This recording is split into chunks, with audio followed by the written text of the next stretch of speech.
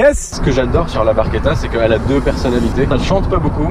Dès qu'on dépasse 3000 tours minute, je suis en troisième, la voiture elle broute pas du tout. Un village qui s'appelle Énorme. Alors là on va essayer de s'amuser un peu.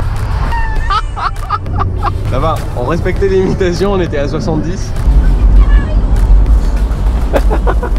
Comment s'appelle cette plage là? Alors c'est porceliné, c'est monstrueux. Nickel, ça filme? Ouais, c'est parti.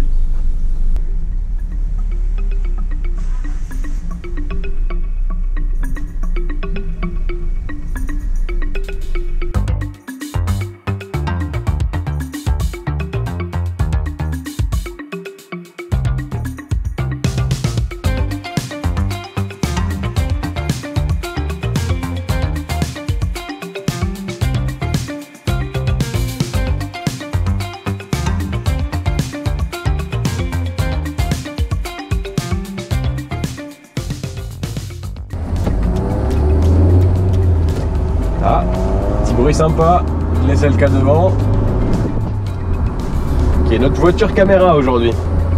Derrière, on a la Naxos noire et la Fiat Barchetta deuxième génération en rouge. Et il fait super beau. Voilà, en fait ce que j'adore sur la Barchetta, c'est qu'elle a deux personnalités. Quand on est en train de cruiser, en dessous de 3000 tours minute, la voiture est très silencieuse, très linéaire, c'est ultra agréable pour cruiser. On n'entend pas du tout le bruit du moteur, pas très présent dans l'habitacle, même en étant décapoté.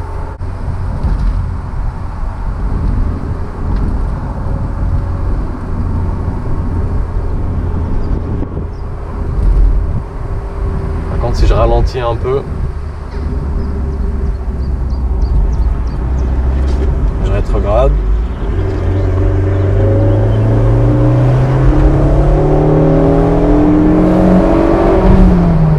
La voiture elle reprend vie.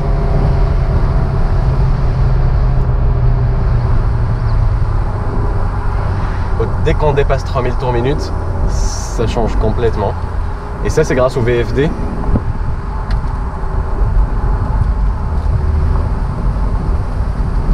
Qui permet d'obtenir les 158 Nm de couple dès le départ. Bienvenue à Melon les amis.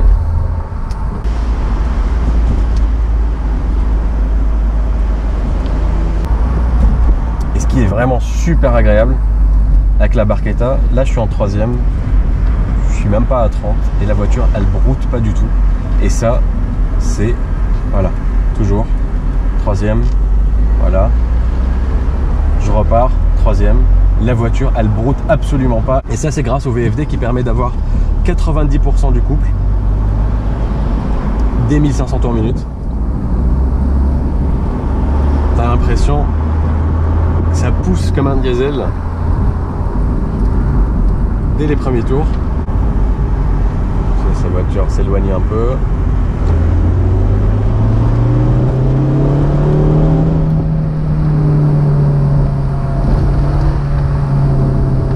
Voilà.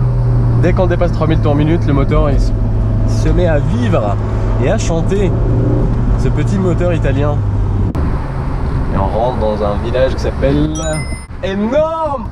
Ce que j'aime aussi c'est de voir derrière, comme on peut voir là, la courbe. Alors là on va essayer de s'amuser un peu.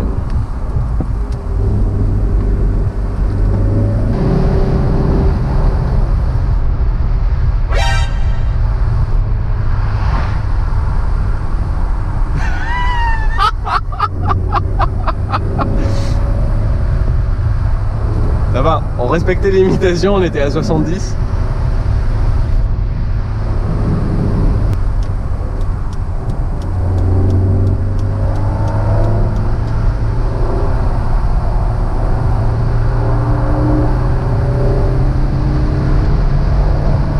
Et ça chante, ça chante.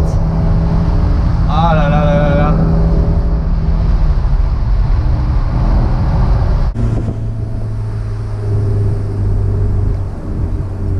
Bonjour. Ça répond pas. Bonjour les vaches. Il est quand même sympa cet SLK 230. Il a une belle bouille.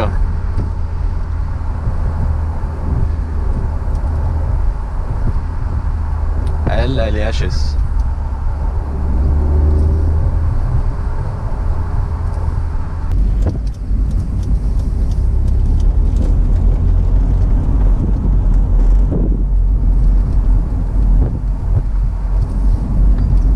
Là, je sais pas où est-ce qu'elle nous emmène les SLK, mais je pense.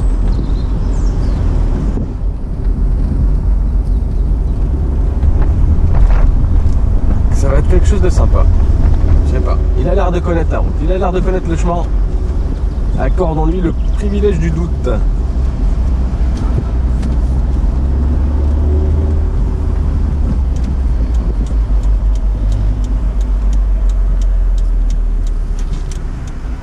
Toujours marqué le stop, les amis.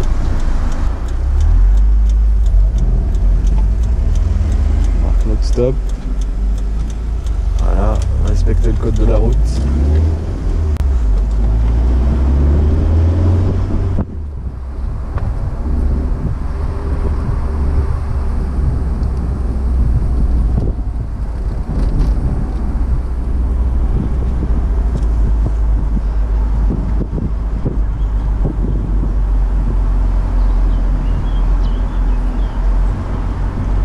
Sympa, je sais pas si vous remarquez depuis tout à l'heure, la voiture, ou les voitures plutôt, elle attire pas mal l'œil parce qu'il n'y en a pas beaucoup. Les MX-5 on voit énormément, il y en a même des gens qui l'utilisent en daily. Mais la Barchetta, il n'y en a pas beaucoup. Et c'est super sympa à regarder. D'ailleurs, c'est un phénomène rare. Il s'est regroupé 3 en Bretagne aujourd'hui. Parce qu'il n'y en a eu que 50 000 de produites.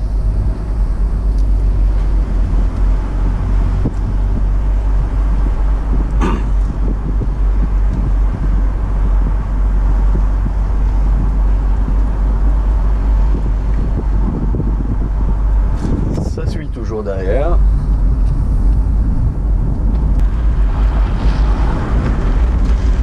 Bon, la Twingo là, il est passé comme l'as de trèfle là, le mec.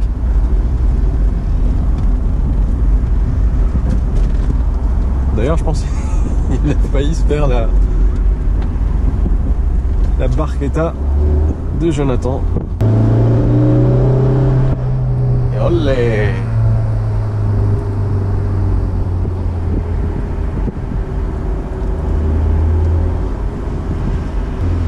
On marque le stop, les amis. Toujours respecter le code de la route. Voilà, freine bien. On relance. Bonjour.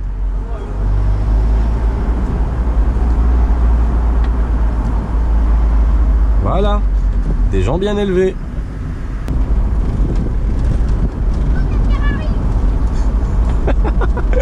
T'as entendu le petit, il a dit oh la Ferrari. Eh oui mon gars, eh oui, il y en a 3 en plus. Il y en a une noire et une rouge. Qui a dit qu'il faisait pas beau en Bretagne? Comment s'appelle cette plage là? Alors c'est Port-Sévigné, c'est monstrueux.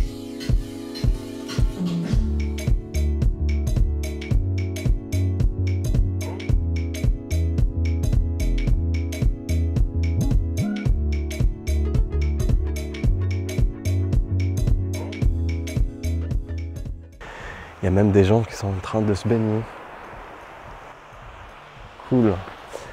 Alors aujourd'hui, on s'est fait une petite balade entre potes.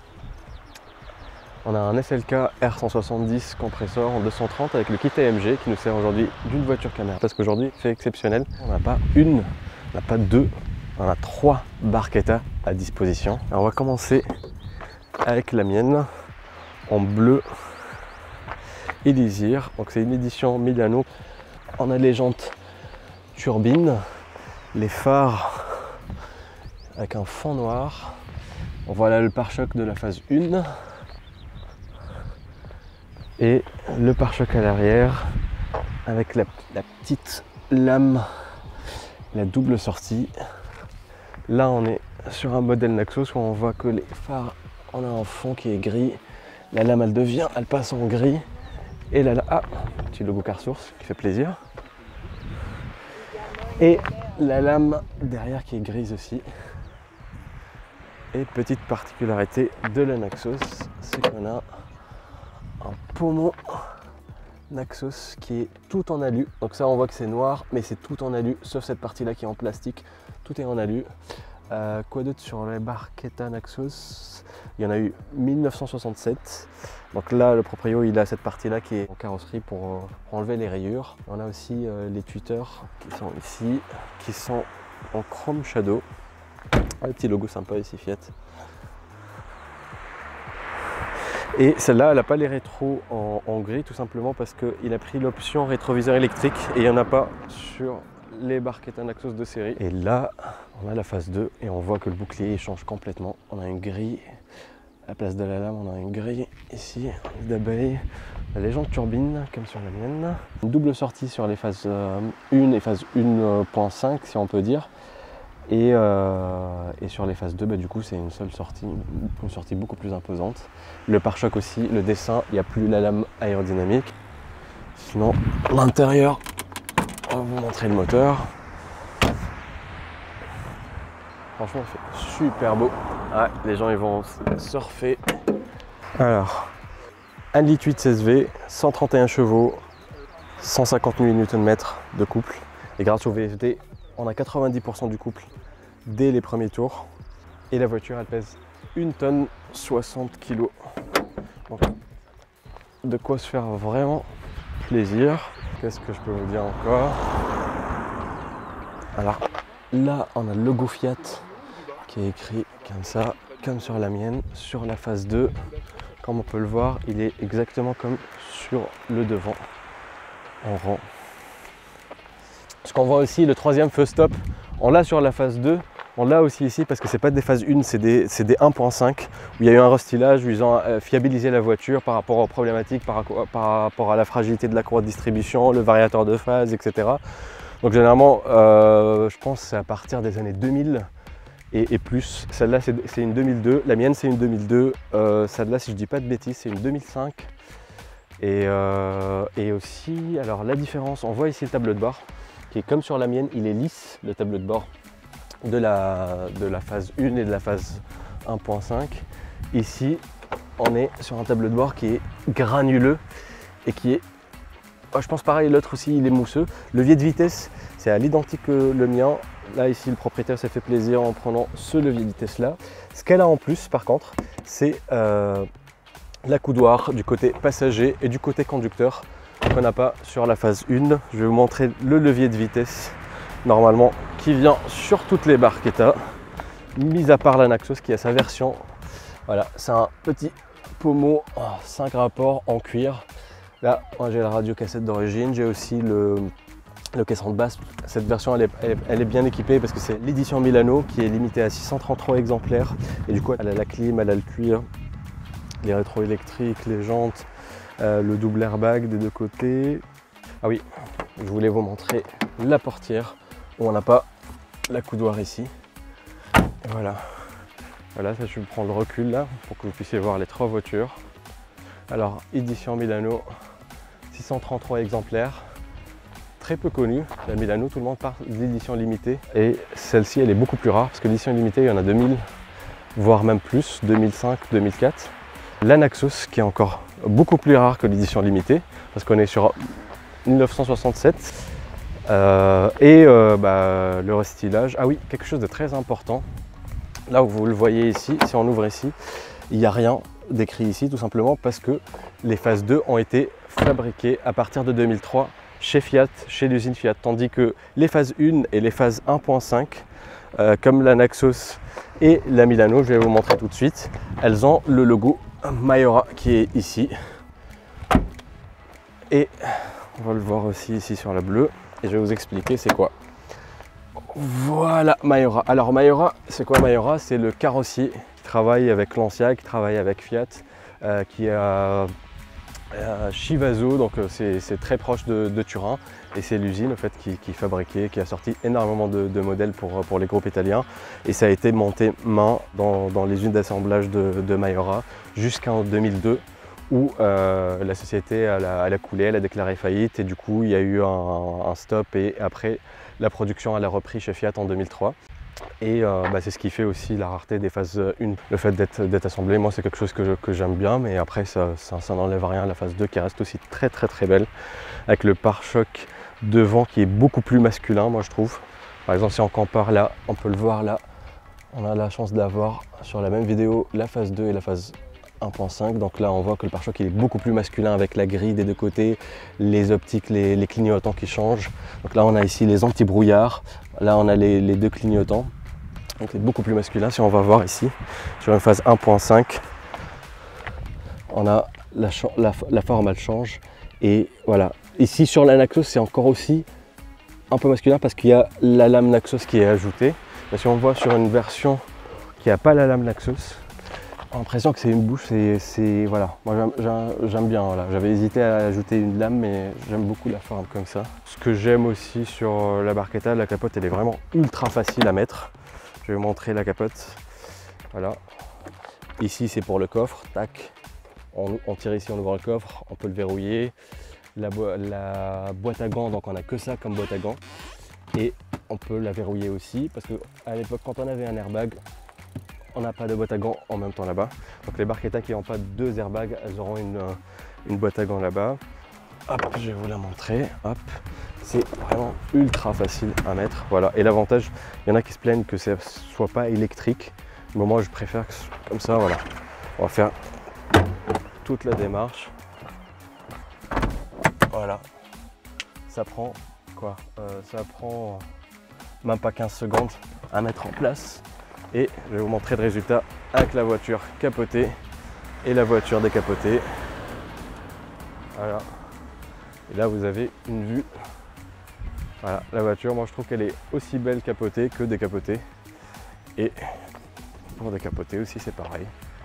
C'est comme la Mazda MX-5. L'avantage de ces capotes manuelles, c'est qu'elles sont légères, faciles à entretenir. Il n'y a pas de problème d'électrique. Voilà, c'est comme ça. La partie derrière comme ça, hop. On ouvre ici la gâchette. Voilà, là il faut bien, voilà, il faut bien faire gaffe. Ça se rentre bien, voilà, comme ça. Voilà, que ça fasse pas de plis derrière. Hop, on sécurise ici. On sécurise ici.